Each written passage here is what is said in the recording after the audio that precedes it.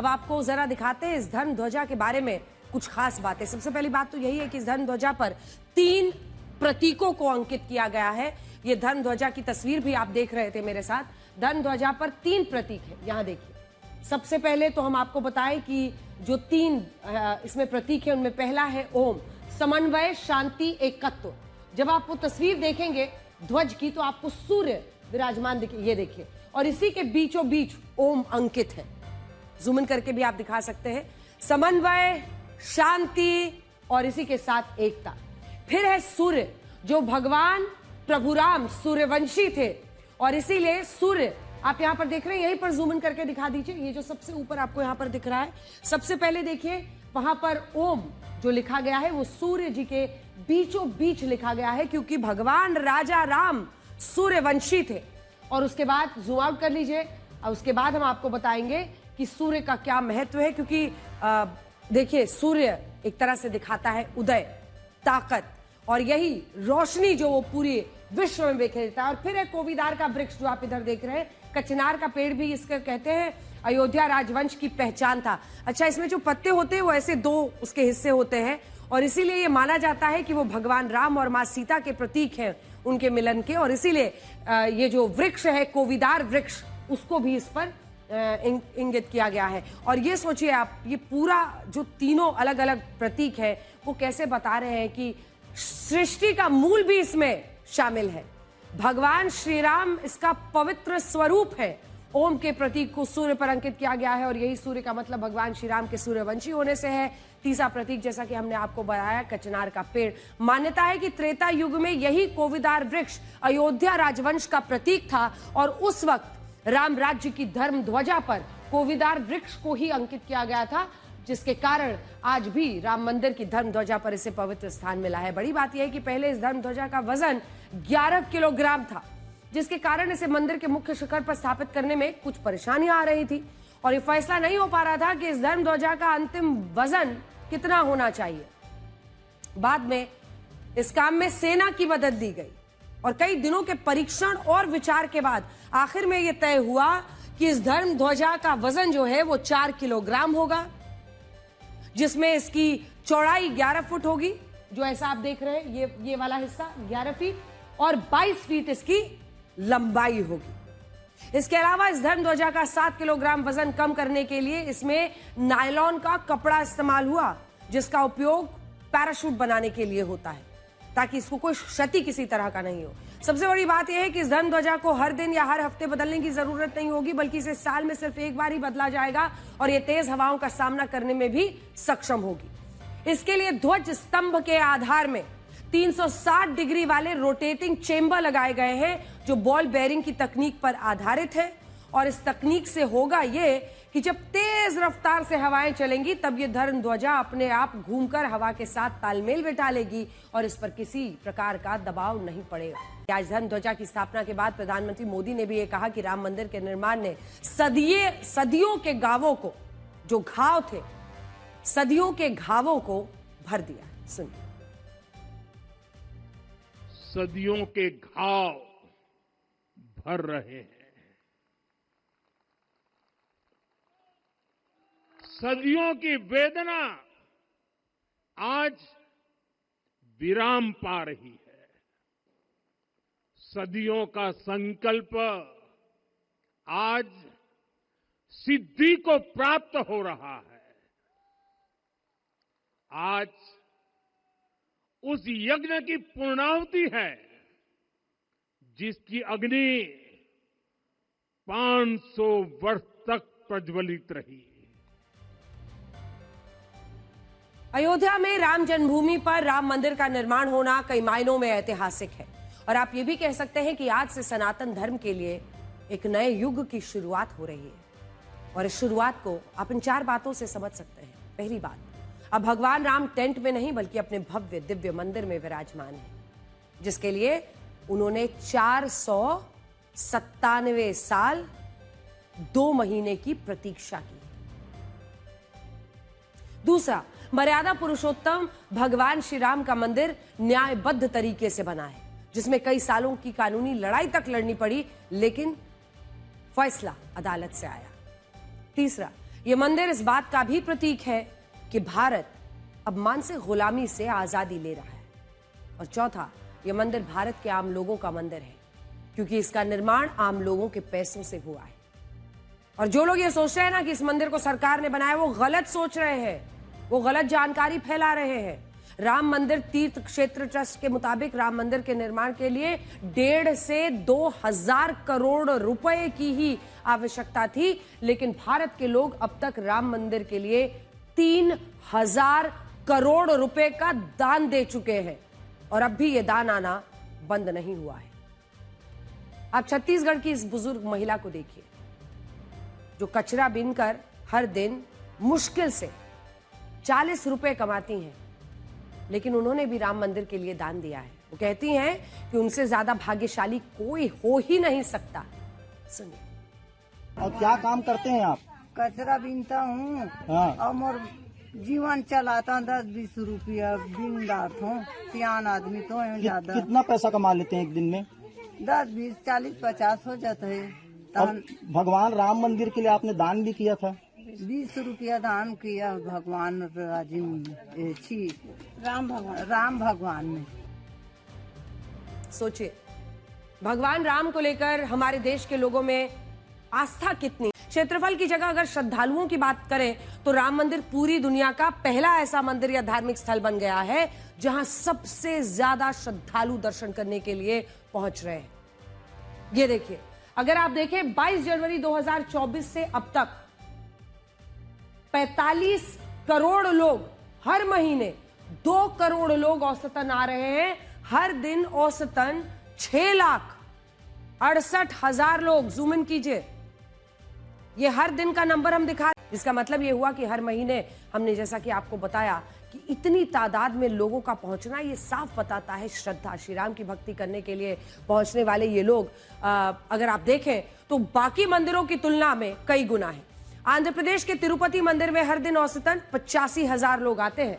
ये भी बहुत इंटरेस्टिंग डेटा है, क्योंकि आप देखेंगे तिरुपति मंदिर, जहां पर अनूठा एक विश्वास है लोगों का, वहां लोग जाकर अपना बाल भी दान करते हैं। लाइनें लगी रहती हैं, महीनों लोग इंतजार भी करते हैं। सुबह की वहां की आरती के लिए पहुंचते हैं। 85,000 लोग रोजाना पहुंचते हैं। लेकिन स्वर्ण मंदिर, जहां पर 1 लाख लोग अमृतसर के गोल्डन टेम्पल में गुरुद्वारे में हर दिन जो है वहां पर पहुंचते हैं और गुरुद्वारे में वो अपनी अरदास करते हैं, पूजा करते हैं। औसतन यहां पर 1 लाख लोग पहुंचते हैं। अब आ जाइए आप काशी विश्वनाथ मंदिर, इसका फुटफॉल काफी ज्यादा है, जहां पर आप देखेंगे 3 लाख लोग यहां पर रोजाना, मतलब औसतन एवरेज नंबर हम आपको बता रहे हैं। एक बार आपको थोड़ा जूम इन करना होगा, थोड़ा सा जूम इन कीजिए जी। ये देखिए, ये है काशी विश्वनाथ मंदिर और यहां पर 3 लाख लोग रोजाना पहुंच रहे हैं। उसके बाद आ जाइए अयोध्या का राम मंदिर, जहां पर 6 लाख से ज्यादा लोग पहुंच रहे हैं। यह आपको दिखाता है कि कैसे, अगर आप देखें श्रद्धालुओं का जो पहुंचना है। और फिर वैष्णो देवी मंदिर, यहां पर भी अनूठी आस्था है। मां के दरबार में मां के बस गुणगान गाते हुए लोग 12 से 14 किलोमीटर बस पैदल चल के पहाड़ पर पहुंच जाते हैं माता के दर्शन के लिए। 40,000 लोग औसतन यहां पर पहुंच रहे हैं। तो कुल मिलाकर हर जगह में आप देखें तो इस वक्त सबसे ज्यादा इस साल के 6 महीनों में 22 करोड़ लोग राम मंदिर में दर्शन करने के लिए पहुंचे। और इसे आप अंदाजा लगा सकते हैं कि भारत के लोगों में राम मंदिर को लेकर कितनी आस्था है और बेसब्री से शायद जो सदियों का इंतजार था, तो अब उसको पूरा किया जा रहा है। हमारे देश में बहुत सारे लोग ऐसे भी हैं जो बार बार राम मंदिर का जिक्र आते ही रोजगार कहते हैं कि रोजगार जरूरी है। लेकिन आज हमने ऐसे लोगों के लिए भी कुछ आंकड़े निकाले हैं।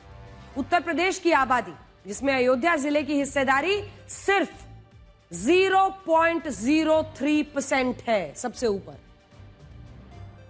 पूरे हम आपको पूरे उत्तर प्रदेश की जो आबादी है उसमें बता रहे हैं कि अयोध्या की आबादी कितनी है, 0.03%।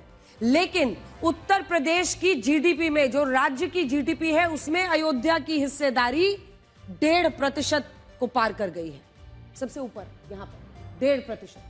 0.03 आबादी परसेंटेज में, लेकिन जीडीपी में 1.5% से ज्यादा। और 2028 में पर्यटन से यूपी की अनुमानित जो आमदनी है वो कितनी हो जाएगी, तो आप समझिए 20-25% अयोध्या से आएगा 70,000 करोड़ रुपए का। उत्तर प्रदेश के पर्यटन विभाग का अनुमान है कि 2028 में पर्यटन क्षेत्र में उत्तर प्रदेश की सरकार 70,000 करोड़ रुपए की आमदनी होगी, जिसमें 20-25% तो सिर्फ अकेले अयोध्या से आएगा। राम मंदिर के कारण अयोध्या और उसके आसपास के जिलों में रोजगार के भी लाखों अवसर पैदा होंगे। इसके अलावा अगर अयोध्या में आम जनता के दान से राम मंदिर का निर्माण हुआ है तो सरकार ने भी इंफ्रास्ट्रक्चर के काम में कोई कमी नहीं छोड़ी है। और ये एक सच्चाई है, अयोध्या में सरकार ने नए एयरपोर्ट का निर्माण कराया है। भगवान महर्षि वाल्मीकि जी के नाम पर एयरपोर्ट का नाम है, जहां से हर दिन 10 से ज्यादा उड़ानों का संचालन आज भी हो रहा है। अयोध्या में ही 430 करोड़ रुपए की लागत से पुराने रेलवे स्टेशन का भी कायाकल्प किया गया है और अब यह स्टेशन काफी आधुनिक भव्य नजर आता है, जो हर दिन 1 लाख लोगों को अब सोचिए लगभग संभाल रहा है, जो अलग अलग जगहों से ट्रेन से यहां पर पहुंचते हैं।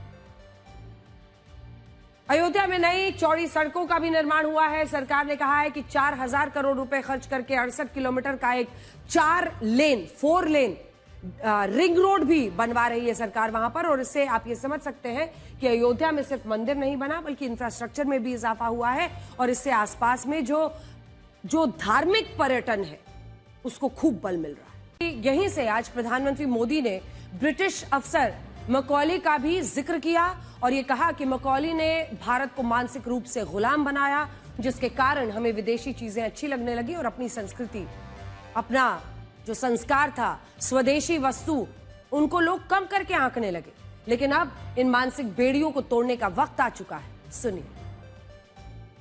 आज से 190 साल पहले 1835 में मैकाले नाम के एक अंग्रेज ने भारत को अपनी जड़ों से उखाड़ने के बीज बोए थे। मैकाले ने भारत में मानसिक गुलामी की नींव रखी थी। 10 साल बाद यानी 2035 में उस अपवित्र घटना को 200 वर्ष पूरे हो रहे हैं। कुछ दिन पहले मैंने एक कार्यक्रम में आग्रह किया था कि हमें आने वाले 10 वर्षों तक उस 10 वर्षों का लक्ष्य लेकर चलना है कि भारत को गुलामी की मानसिकता से मुक्त करके रहेंगे। साथियों, सबसे बड़ा दुर्भाग्य यह है कि मैकाले ने जो कुछ सोचा था उसका प्रभाव कहीं व्यापक हुआ। हमें आजादी मिली लेकिन हीन भावना से मुक्ति नहीं मिली।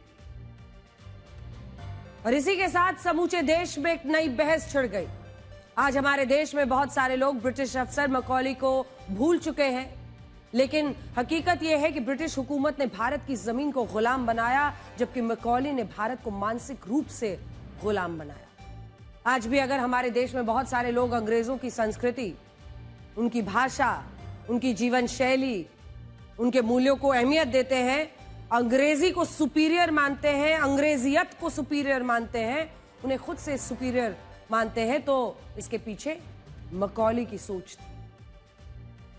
साल 1835 जब मैकॉली के नेतृत्व में इंग्लिश एजुकेशन एक्ट लाया गया था, जिसका मकसद था भारत के लोगों को यह एहसास दिलाना कि पश्चिमी संस्कृति और पश्चिमी देशों की पढ़ाई भारत की पारंपरिक शिक्षा नीति से बहुत आगे है। इस नीति के तहत भारत में अंग्रेजी भाषा को बढ़ावा दिया गया और भारत में संस्कृत स्कूलों को आर्थिक मदद बंद कर दी गई और भारत में शिक्षा की गुरुकुल परंपरा हमेशा के लिए सोचिए समाप्त हो गई। सबसे बड़ी बात तो यह है कि अंग्रेजों ने भारत के लोगों को मानसिक रूप से गुलाम बनाकर ऐसी व्यवस्था स्थापित कर दी जिसमें पढ़ने लिखने वाले युवा अंग्रेजों के नौकर ही बन सकते थे और उन्हें भी ब्रिटिश हुकूमत हीन भावना से देखती थी। मैकॉली की नीति से अंग्रेजों ने भारत को इस कदर मानसिक गुलामी में जकड़ा कि आजादी के बाद भी हमारे देश ने अंग्रेजों के कई प्रतीक चिन्ह, कानून, उनकी नीतियों को बदला ही नहीं। आपको यकीन नहीं होगा कि भारतीय नौसेना के ध्वज में साल 2022 तक अंग्रेजों का ही प्रतीक चिन्ह था, जिसे मोदी सरकार में बदला गया।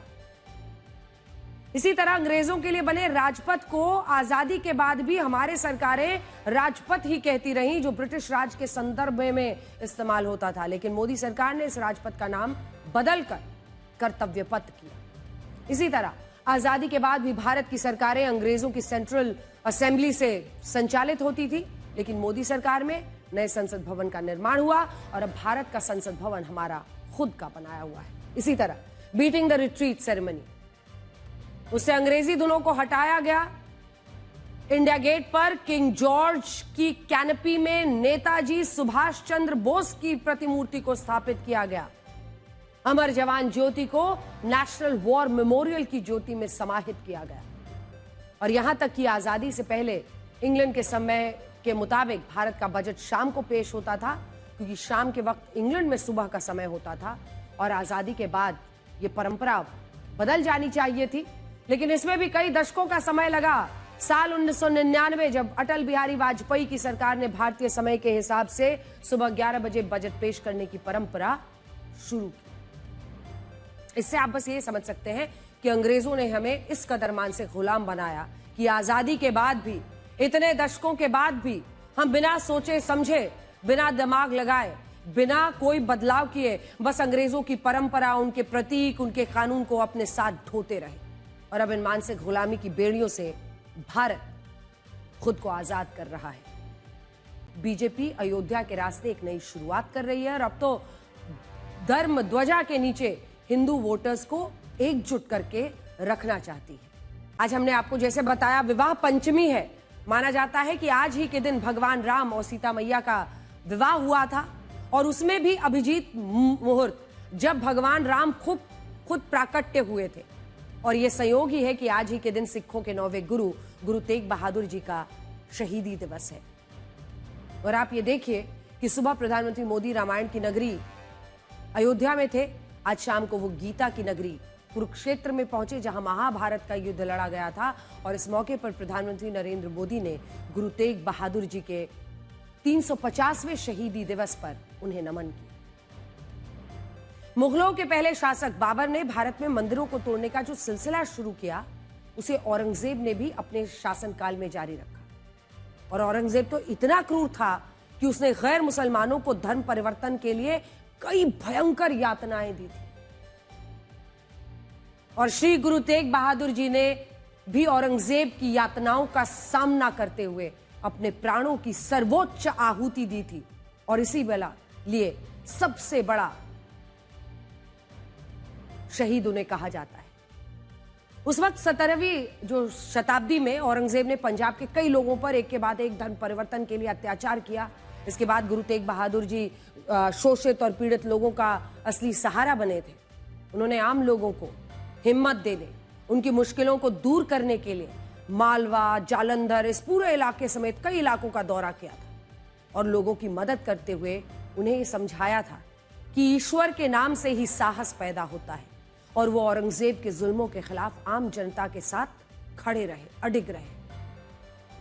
10 महीनों के दौरे के बाद जब श्री गुरु तेग बहादुर जी आनंदपुर लौटे, तब कश्मीरी पंडित भी धर्म परिवर्तन के दबाव में भयानक अत्याचारों का सामना कर रहे थे और उन्हें भी उम्मीद थी कि श्री गुरु तेग बहादुर जी ही उनकी रक्षा करेंगे और उनके धर्म की रक्षा के लिए आगे आएंगे। उस वक्त कश्मीरी पंडितों का एक जत्था श्री गुरु तेग बहादुर जी के पास मदद मांगने के लिए पहुंचा था, जिसके बाद उन्होंने कहा था कि कश्मीरी पंडितों के धर्म की रक्षा तभी हो सकती है जब एक पवित्र आत्मा उनके लिए अपना बलिदान दे।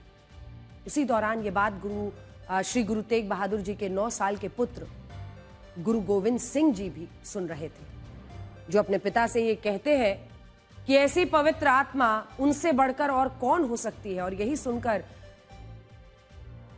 श्री गुरु तेग बहादुर जी कश्मीरी पंडितों के लिए औरंगजेब से टकराने का फैसला लेते हैं और अपने 5 सहयोगियों के साथ दिल्ली के लिए रवाना हो जाते हैं। आज भी सोचकर बताकर रूह कांप जाती है, लेकिन ये थी वो ताकत, ये साहस जो अद्वितीय है।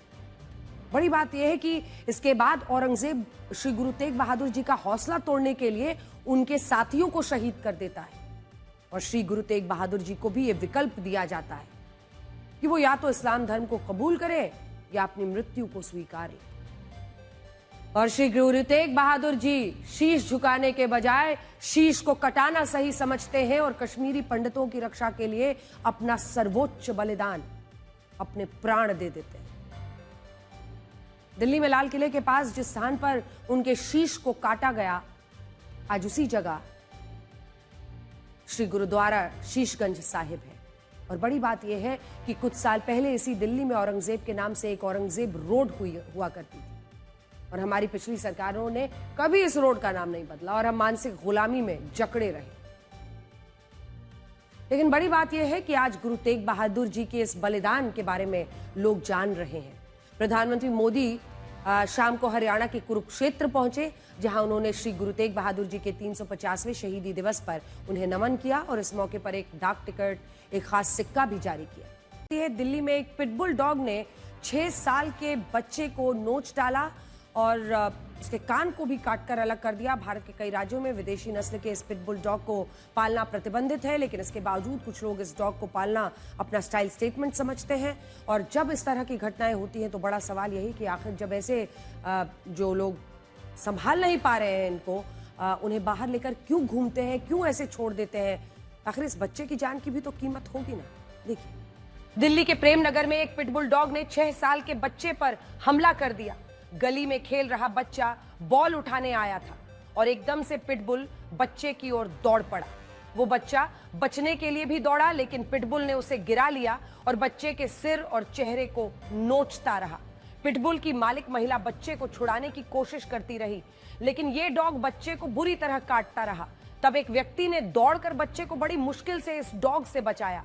तब तक इस पिटबुल ने बच्चे का कान काटकर अलग कर दिया और सिर और चेहरे पर 10 से ज्यादा गहरे घाव हैं।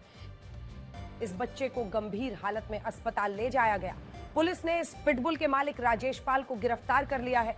इसके अलावा एमसीडी की टीम ने इस पिटबुल को अपने कब्जे में लेकर शेल्टर होम में भेज दिया है। लोगों का कहना है कि यह डॉग पहले भी बच्चों पर हमला कर चुका है, लेकिन शिकायत करने पर भी इसे नहीं हटाया गया। भारत के कई शहरों में पिटबुल, रॉटविलर और अमेरिकन बुली जैसे नस्लों के हिंसक कुत्तों को पालना प्रतिबंधित है, लेकिन इसके बावजूद कुछ लोग कानून का पालन नहीं कर रहे, अपनी जिद के चलते दूसरे लोगों की जिंदगी में और बच्चों की जिंदगी को खतरे में डाल रहे हैं। इधर उत्तर प्रदेश के नोएडा, गाजियाबाद में पिटबुल पर प्रतिबंध है। कानपुर, लखनऊ में भी विदेशी नस्ल के डॉग्स पालना प्रतिबंधित है। हरियाणा के पंचकुला में पिटबुल, रॉटविलर पर प्रतिबंध है। चंडीगढ़ में भी बुलडॉग, पिटबुल जैसी विदेशी नस्ल के जो डॉग्स हैं उन पर प्रतिबंध है। झारखंड सरकार गुसैल नस्ल वाले जो डॉग्स हैं उनको रखने, खरीदने, बेचने, ब्रीडिंग पर बैन लगा चुकी है। गोवा में सरकार एक बिल पास कर चुकी है जिसके तहत जो खूंखार माने जाने वाले जानवर हैं, डॉग्स हैं, उनको बैन करने का अधिकार है। तमिलनाडु में 23 खूंखार नस्ल के डॉग्स पर प्रतिबंध है, लेकिन इसके बावजूद देश में कानून नहीं माना जा रहा है इस मामले में। आज शुरुआत में हमने मानसिक गुलामी की बात की थी। हमें लगता है कि जो लोग खतरे के बावजूद ऐसे विदेशी डॉग्स को पालते हैं उनको भी ये समझना चाहिए कि इससे बचना ही सही होगा। दूसरों की जिंदगी को खतरे में डालने का अधिकार आपको है ही नहीं।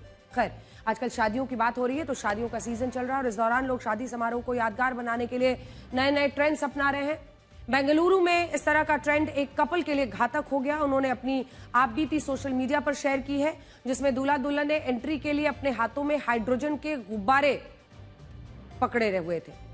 उनके आसपास कलर गन चल रही थी, लेकिन यह सेलिब्रेशन एक धमाके में बदल गया जिसमें दूल्हा और दुल्हन को भी चोटें आई। शादी को खास बनाने के लिए लोग तमाम तरह के सेलिब्रेशन और डेकोरेशन करते हैं, लेकिन बेंगलुरु में एक ट्रेंडिंग आइडिया ने खतरनाक रूप ले लिया जब हल्दी सेरेमनी में हाइड्रोजन बैलून फटने से दूल्हा दुल्हन झुलस गए। इस कपल ने ग्रैंड एंट्री का आइडिया बनाया था। वो हाइड्रोजन बैलून का एक गुच्छा पकड़े हुए थे, जबकि उनके चारों ओर कलर गन्स चलाई जा रही थी। लेकिन एक गन बैलून के पास आती है और उसकी हीट से बैलून में अचानक आग लग गई और कुछ ही सेकंड में एक बड़ा धमाका हो गया। इसका वीडियो इस कपल ने इंस्टाग्राम पर शेयर किया और बताया कि कैसे जिंदगी का खास दिन उनके लिए खतरनाक हो गया।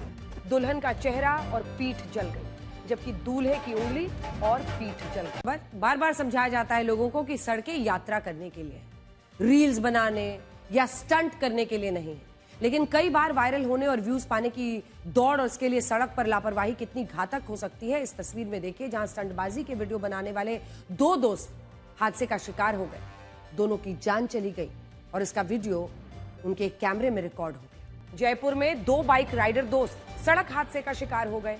ये दोनों सोशल मीडिया पर स्टंटबाजी के वीडियो डाला करते थे, लेकिन उस दिन स्टंटबाजी और ओवर स्पीडिंग इनके मौत की वजह बन गई। ये दोनों दोस्त बाइक पर जा रहे थे और स्पीड में एक ऑटो को ओवरटेक करने की कोशिश की, जिससे बाइक अनियंत्रित हो गई और ये सड़क पर गिर गए। इस दौरान एक तेज रफ्तार डंपर ने दोनों को कुचल दिया, जिससे दोनों की मौत हो गई। ये घटना इन्हीं के कैमरे में रिकॉर्ड हो गई। ये दोनों सोशल मीडिया बाइक राइडिंग के वीडियो पोस्ट करते थे। जिस टनल में ये हादसा हुआ वहां बाइक पर पाबंदी है, फिर भी लोग कानून तोड़ने से बाज नहीं आते।